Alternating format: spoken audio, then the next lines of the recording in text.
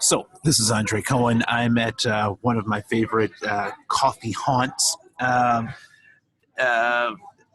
preparing for a meeting, and just wanted to just kind of drop this note or talk about this. We're doing a sound check. We're also kind of looking to see how this environment works for us. But while I'm here, I did want to speak a little bit to some of these.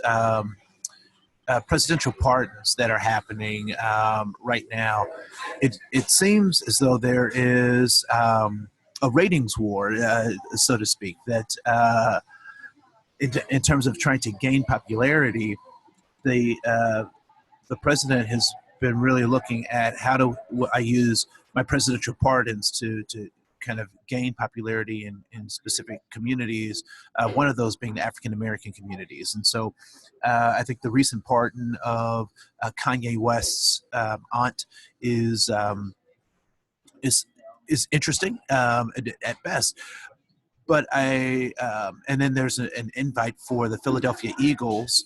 I'm not sure why them, but or any NFL players who are taking a knee to actually talk with the president and see who he can pardon to help um, right justice. I'm not exactly sure what the goal of that is, but one thing I do know is that we're not going far enough upstream because the people who actually need the pardons are dead. Right, so the people who we could actually help are dead. Philando Castile, Tamir Rice, are just a couple of names that really stick out as to people who have ultimately suffered injustice. And here locally in the Twin Cities, Minneapolis, St. Paul area, um, when we think about the justice system not doing what it's supposed to do, there are two things that are really striking. One is that in terms of community and leaders, um, the death of Philando Castile was unjustified. Like it was a bad deal, and so not exactly sure how or why we're we haven't been able to come to terms with that and speak about that more openly. I do know that one of the museums here has opened up a Philando Castile exhibit. Uh, which I find interesting.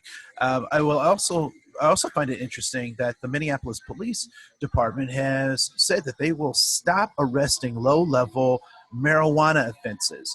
And the reason that they're going to do that is that when the chief looked at those arrests, what he found was that the majority of those arrests, not a majority, all of those arrests, in a particular window that he was looking at, were African American, and so I think that's a step in the right direction.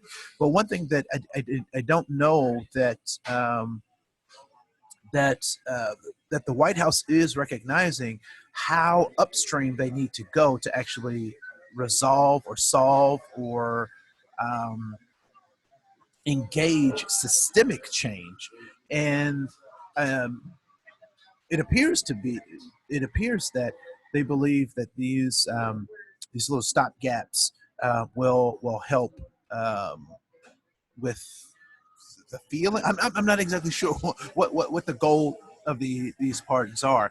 What I do know is that executive orders are band-aids on systemic problems.